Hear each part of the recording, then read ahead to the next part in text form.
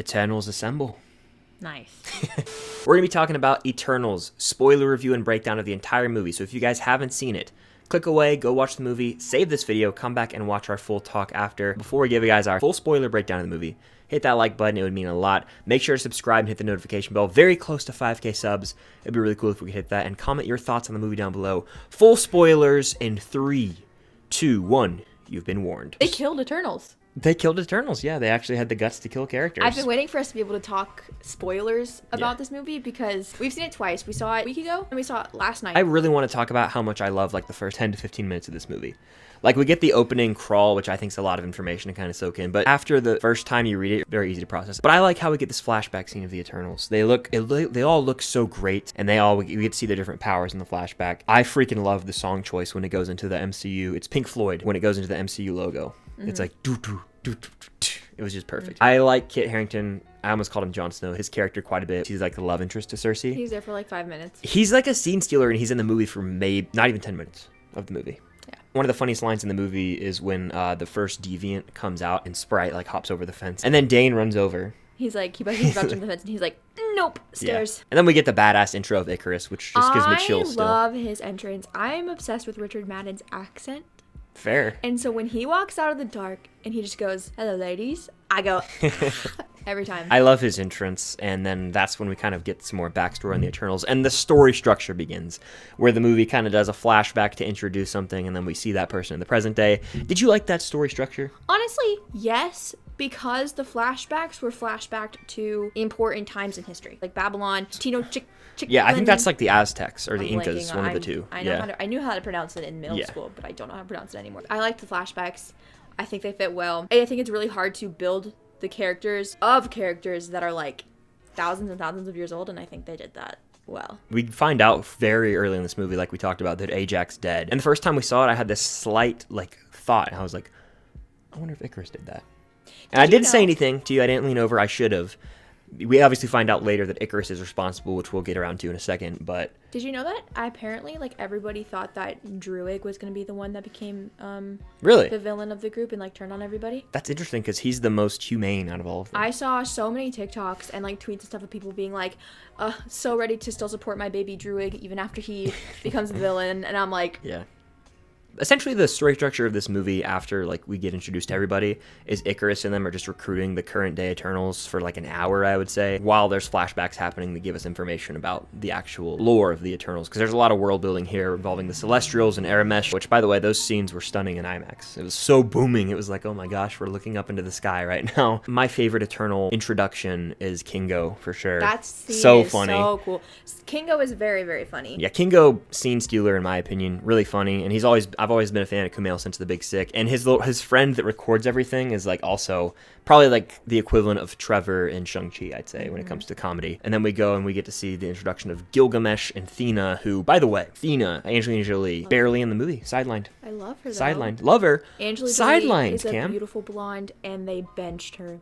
And it pissed me off. They barely utilized her. They benched the person that they are describing as the greatest warrior of all time. They benched her! Yeah, she was just tripping the whole time because she couldn't control herself, really, so they had to sideline her. And it ultimately cost us a Gilgamesh, who... It was sad to see Gilgamesh go, but there are so many Eternals in this movie, it's hard to kind of attach to every single one of them, so... I will say, though... It wasn't the most... gut-wrenching death in the MCU. Angelina Jolie's acting is so good that I did cry both times during Gilgamesh's death. Fair. There's a great scene before we get into like the second act action scene in the woods where Gilgamesh does die, where we get to see Druig for the first time in a long time, actually. And in that scene, the camera gets destroyed, which still upsets me. And Kingo says, Druig sucks, which I think is a funny line. But that is like the first sense of conflict we see among the group, aside from the scene in with Babylon, the Aztecs. Yeah, wherever there. Yeah. I love that scene. I think the guy that plays Druig is a good actor. Barry Keoghan, I think's his name. I don't know his name, but I love him. I think he's really good. When Ajax is like, I understand you're upset, and he's like, upset! I think he's great. And Druig was closer to the bottom of the list of Eternals that I was anticipating before the movie, and he moved up to spot number 2. For who I am, like my personality, I think it makes sense that I would like Druig. So yeah, after Druig gets introduced, we get that whole action scene with the Deviants, which is a damn jump scare. Like, both times it kind of made me jolt back when Icarus is talking to Cersei and he gets snatched. That's a great action scene. Obviously, we see Gilgamesh die. We get a hilarious bit with Kingo when he kills the one deviant. He's like, please tell me of you got that? Yeah, I love that. It might be my favorite line in the movie, honestly. And then we always get this weird thing with Sprite. Like, there's the scene right before the action with Kingo and Sprite where he's talking about Peter Pan and how Sprite's like Tinkerbell because she loves Peter, but she can never have him. And it always... Good analogy, but damn good. Really weird for Kingo to be telling her that. You know what I mean? Yeah. I mean, how do you feel about Sprite as a character? First of all, let me just preface this by saying I love the actress, Lia McHugh. She showed up to our did. screening yesterday. She looks like the nicest human being ever. And she just seems like a sweetheart, and I think she's a great actress. However, the character of Sprite, not my favorite. I thought she was so entitled at the end. She just reminds me of me when I was like 11 or 12, and I was just like probably irritating everybody around me because I was kind of a brat. And I kind of got the same vibes from Sprite. Everyone else has had to suffer as well. She's not the only one who's had to deal with being an eternal and losing relationships and missing out on normal life. Well, she does have to miss out way more than they do, though. Fair, because she's a child, but like everyone has their shit they've dealt with. So it's kind of... It's interesting. It's like a double-edged sword. I do feel for her. As somebody who is told every day on the internet that they look like they're 16 when they're not, I do feel for her. Because, like, Gilgamesh every 5 seconds is calling her, like, a child. And so is Kingo. And everyone's just, like, reminding her that she looks like a child. When she's not, she's been alive for the same amount of years as them. Like, that does suck. But her character development is zilch. So, not my favorite. The scene in the woods ends and Cersei, like, turns this deviant into a damn tree, which was trippy. By the way, Cersei is like the lead essentially of this movie. She's the prime Eternal, yeah. Yeah, it's like prime eternal, primary eternal, something like that. She's like not developed that much in my opinion. Especially on rewatch. I don't know if it's the actress Gemma Chan's performance that seems like unmotivated or something, but she's very almost more cardboard than Captain Marvel in her first movie. I just feel like Cersei is the most connected with the humans and just with the planet of Earth. Okay. So it's like she is the one that has to develop the least towards like loving the Earth, towards wanting to stop Tiamat. All the characters around her are having these different developments. She shines the most in the third act for sure. Right before we get into the third act, there's a great scene with Phastos where we see him at the destruction of one of the nuclear bombs that was dropped during World War II, and he's like crying and breaking down. He's talking about how could my like technology and like my advancements for these humans lead to this? Are they worth like fighting for or protecting even? Yeah, which is crazy because I did a lot of reading up about like the Eternals. I don't read the comics, but I did a lot of reading up on the characters and what their powers were before. And I knew that Phastos' thing was like technology, and his whole thing was that throughout his years on Earth, he created technology and he like sort of gave it to the humans to help them advance. Yeah. And I never thought about how he would feel like when his technology does something as bad as what happened with the atomic bombs. That was a good scene. Powerful scene for sure. The actor did a good job. Yeah, and I think that's another unique way the story structure functions for the better in this movie is we see that before we see him actually in present day. So we kind of know that's the last time he actually gave a damn about these people. He's kind of been hiding away, and that's when obviously Cersei and Icarus go over to his house and we get some levity when Icarus shoots the wall, and then he's like, my kid's down the hall. And then of course we get the scene that we've all seen probably 20 times from the trailer, Fall Collection. Table. IKEA. Ass. But the ass wasn't in the trailer. I liked the addition of ass in the movie. Phastos is very funny. Yeah, he's one of the better ones. That's like the last person they actually have to recruit back because Makari, who's like the Flash essentially, is waiting on their ship. But before they go to the ship, I think we get a pretty sweet moment with his family. Here's the thing. When it comes to stuff like that, when they're being inclusive in the MCU, I feel like sometimes it can feel very forced. For example, I know a lot of people think that whole like woman scene in Endgame is forced. I never saw it as forced, but I know a crap ton of people do. So in this movie is the first time we have like the first like same-sex kiss in any of the Marvel movies, and I was nervous because I didn't want them to make it too forced, but it was perfect. Felt like just saying goodbye to your family. It felt 10 times more natural than having to watch Cersei and Icarus lay on the desert sand and have sex. Which, by the way, we did forget to mention. We forgot to talk about that. There's a sex scene in this movie, which it's so tame, and I just feel like people on social media have taken it and run with it. Yeah. Just because they are naked. Like, we don't see anything. It's just like... You see Richard Madden's back? Like the James Bond movies and the Mission Impossible, like, all those movies have stuff just like this, so it's completely tame in my opinion. And it just adds to it shows those characters had a strong love for each other. That's it. And after we see this scene where they all go off to the ship, we see Makari. The third act kicks into gear, and their plan is essentially to create a unimind, that's the word, where like they all kind of use their powers. Very Fantastic Four Rise of the Silver Surfer when Johnny Storm gets to use all the Fantastic Four powers. That's what they're trying to do to try and stop Tiamat, the Celestial, from rising from Earth and destroying the planet. And this doesn't really go over well with everyone. We find out someone's not who they said they were all along. Our boy Icarus might have flown a little too close to the sun, as he indeed is evil. I don't like calling him evil. He just doesn't question Aramis, because here's the thing, if he was evil, he would have killed Cersei. Fair. He's not evil.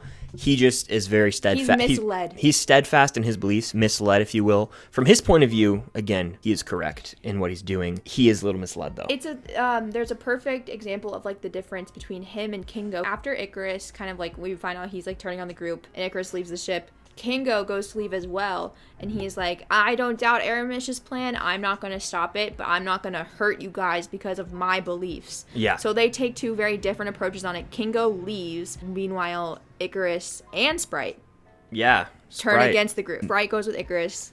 Yeah, shocking move in my opinion. I didn't expect Sprite to go. Before that actual showdown goes down, there's a flashback where we do in fact see Icarus is responsible for the death of Ajax. He goes to her place and he ends up like showing her all these deviants that have melted because the Earth's core is heating up to prepare for the rise of the Celestial, whatever the hell it's called. The emergence, right? Yes. That's what it is. A lot of terminology in this movie, which is There's interesting. lots to unpack, which is why I think it was better upon a second rewatch. Absolutely. Ajax gets pushed down into this thing and rip, she's gone. One of them grows stronger than the others. That's the one that's names escape me, unless it's another deviant. It has a name actually. It starts like a K, I want to say. I was having this conversation with Hayden, because she is like an avid Eternals comic book reader. She watched it last night and she was like, yes, you're right, they didn't name that one deviant, but I think in the comics his name is something, and I think it does start with a K, but I don't think they named him in the movie. That's the same one that goes on to kill Gilgamesh, right? Yes. It keeps growing stronger and stronger. He absorbs the powers from the Eternals he kills, which is an issue. So then the final battle begins, if you want to call it that. It's a lot. Convoluted. That's the word I've used to describe it. It's overloaded. It's a lot. So we have Icarus and Sprite are there already where the point of the emergence is happening. Yeah. The Domo pulls up, and we've got Phastos, Cersei, Athena, Makari, Druig. They try to link for the Unimind, and Druig is intended to be the main person in the Unimind because he's going to use his powers to put the Celestial to sleep. But then Icarus attacks him, so that doesn't work out. And we're led to believe that Druig is dead, and I was really upset for a while. Nah, we knew. I was like, there's no way. They show bodies. They show bodies. I know. We get Makari beating Icarus's ass. I loved watching her use her powers in the way she did, because you always think, oh, if you're just a fast runner, like what else can you do besides run fast? But she was like using her powers in a very, very cool way to beat Icarus up. Then Athena has a whole thing with the one specific deviant that's like kind of conscious and like human or whatever. I don't know. Athena is still basically benched. Phastos does his best to restrain Icarus, and I think Phastos is so funny because he's like, I don't know about you, but this is really satisfying. Yeah. Then the thing actually starts to rise out, right? Which is cool because it's hard to picture at first, but then we get like a pan out and you see like they're in his hand. Yeah. And you're like, this thing is huge. Massive. I hope that this is referenced in other MCU projects, because this is a massive global event that you would think would impact possibly other Avengers or just people in these MCU projects. So I hope that it's addressed at some point. That's all. That's my only qualm right now. Yeah, it really isn't interconnected with the rest of the MCU yet at all. But then Cersei is trying to get to Tiamat to do her thing because she turned a deviant into a tree at one point. Yeah. And she was like, I gotta try. She gets stabbed by Sprite. While she's making her way towards the Celestial, Sprite stabs her, which is my issue with Sprite. Because it's like, we weren't trying to kill anybody. So Sprite kind of sucks for that. But then Druig comes and knocks Sprite out. And when we saw it in theaters last night, everyone started cheering for that. Yeah. And so I was like, yeah. Yeah. I love when audiences react positively. Yeah. It definitely adds to the experience. And so then Cersei makes her way to the Celestial, and she does this whole thing where she freezes it. And then we learn all of them became one in the Unimind, including Tiamat, because they were connected with the Celestial, and it was a whole thing. And like they all, even the ones that weren't wearing a bracelet, became connected because of Tiamat. It's a whole thing. Right? Lo and behold, it just becomes like frozen, essentially. It's like becomes stone. It becomes like an iceberg. Yeah. It's a lot, but it was good. It's a lot. And I think they could have streamlined it more, but we got what we got. Icarus and Cersei have a great emotional moment that showcases Richard Madden's acting. Richard Madden did so great good in this movie. I don't want to talk bad about Gemma Chan. I really don't. I love her. I think she is great. But in that specific scene, right after she freezes the Celestial, like, Richard Madden's acting is so good because he is so like heartbroken and upset with himself for like turning on his friends, just like how much he loves Cersei and all this stuff, and you're getting so many emotions from him at once. And I love Gemma Chan, but if you're looking at her side by side with Richard Madden in that scene, she really was kind of giving us nothing. And then he does fly into the sun, which I think is kind of poetic. I don't think we'll see any more of Richard Madden in the MCU. It's safe to say he's dead. He's dead, yeah. That feels like an ending point for the movie. We get some finality with Phastos and his fam. That's a funny little moment where Athena's babysitting privileges get revoked. I thought that was a nice line. True. Sprite does get turned into a human because Cersei still had enough energy to do it, so she gets to fulfill her wish. I don't think we'll see any more Sprite, honestly.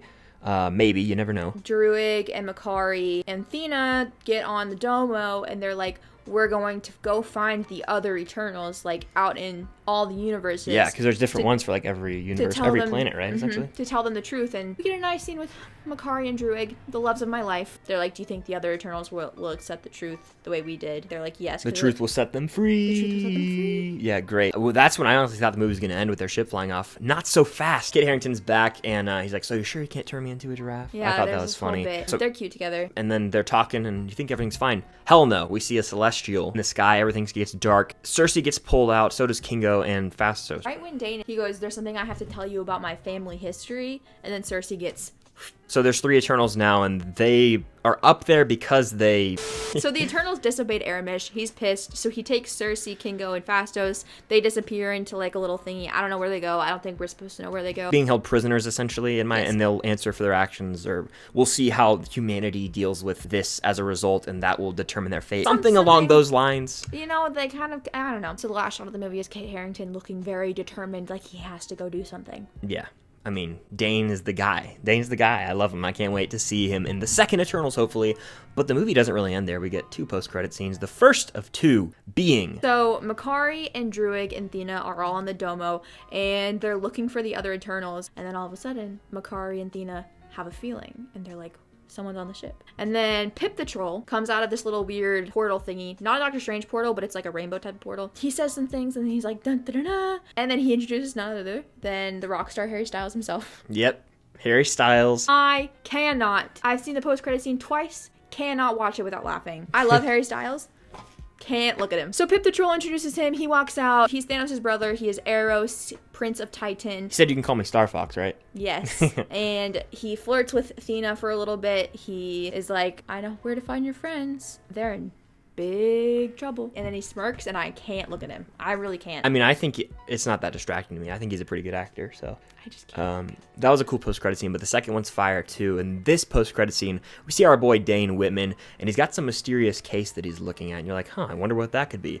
Maybe the aforementioned sword, the Ebony Blade, if you will, that kind of is hinted at earlier on the ship. He opens it up. It's none other than the Ebony Blade. He's looking at it. He's like, I can do this. And then he starts speaking in some weird language. I forget the exact quote that he reads on it. It's like, death something to do with is death. my reward. He goes to pick it up, and these minerals start to move. It looks like graphite with a magnet from science class. It's like reaching towards him. And then the camera kind of pans a little bit before he touches it, and we hear a voice, and the voice says, Are you sure you're ready for that, Mr. Whitman? Are you sure you're ready for that, Mr. Whitman? Now. And the first time I heard it, I said, who the hell was that? I'm not sure who that was. Chris was not expecting a voice. No. I have a friend who has seen Eternals, and they told me that in the post-credit scene, a voice speaks. And so I was ready for a voice. And at first, I was like, that's the Watcher. It sounded like the Watcher to me. But then we get home, and we're talking to this friend, and this friend is like, it's either the Watcher or it's Mahershala Ali. So who's playing Blade in the upcoming MCU movie. So we, being the researchers that we are, we pull up clips of the Watcher talking, and then we pull up clips of Mahershala Ali's Oscar acceptance speech. They sound like very similar people. Upon second rewatch, I think it's safe to say that it's Mahershala Ali. It's 100% Mahershala Ali. Like, you could hear it clear as day, and other people in the theater were saying that's Mahershala Ali. It is not the Watcher. It's not deep enough. The Watcher. He kind of like talks more ominously. Like, this was Mahershala. 100,000,000%. Honestly, the MCU can do whatever they want, and I think Dane Whitman and Blade would just be a nice pairing. So I think that would be epic. It'd be like a medieval type movie, and I need stuff like that in the MCU. That could just be like the revival that I'm here for. Movie. Yes, I can't wait for that. But that's how the movie ends. And that's a wrap for Eternals. 2 hours and 37 minutes. One of the longer MCU movies. Top 3 Eternals, go. In no order. Kingo. No, I'm just kidding. But really in no order, it's Kingo, Phastos, and probably Icarus. Even though he's kind of on the fence of being an Eternal, he's still an Eternal. You hate women. I'll leave. You can finish this alone. Here you go. My top 3 favorite Eternals are Makkari, Druig, and Phastos, which is funny because I didn't expect to like them, and then they ended up top 3. I love them so much, especially Makari and Druig as a couple. Sorry, I thought I was doing the rest of this alone. Makari and Druig as a couple, my favorite thing ever. Eternals is not a perfect movie. It's definitely flawed. It's overloaded. Overstuffed is a good word I saw someone describe it as. Like, a lot going on, just convoluted by nature, but there's still a lot to enjoy, and the movie definitely holds up on rewatch. A rewatch is necessary, in my opinion. Overstuffed, but not in a bad way. More like in a way where it's Thanksgiving, and you've had far too much to eat. Yeah. But the food you ate was really, really good. You just have a tummy ache. Yeah. You know? Fair enough. It's actually a pretty good analogy. Thank you so much. Hats off to you. Almost like the Peter Pan analogy Kingo makes. That is going to do it for our spoiler review and breakdown of Eternals. If you want a more in-depth discussion, where we're probably talking about it for a whole hour, on the our Unusual podcast. Couple podcast is back, and the video version's on her YouTube channel, link down below. Also, the Unusual Couple podcast, wherever you listen to podcasts, we got a new episode coming very soon. We go in depth about Eternals and life in general over there. It's a fun time. That's going to do it, guys. Thank you for watching. If you made it to the end, comment down below. Hashtag Eternals Assemble. Make sure to subscribe and follow Cam on all our social medias. Comment down below if you can take Harry Styles seriously. I love him and he's great, and I do think he's a good actor, and I think he's going to be good in the MCU. But simply just looking at him, I cannot see anyone but the man that was on my wall from the years of 12 years old to like 15 years old. I'll see you guys in the next video. Got a ton of Eternal stuff coming this weekend as the movie did just hit theaters. And until next time, see you guys later.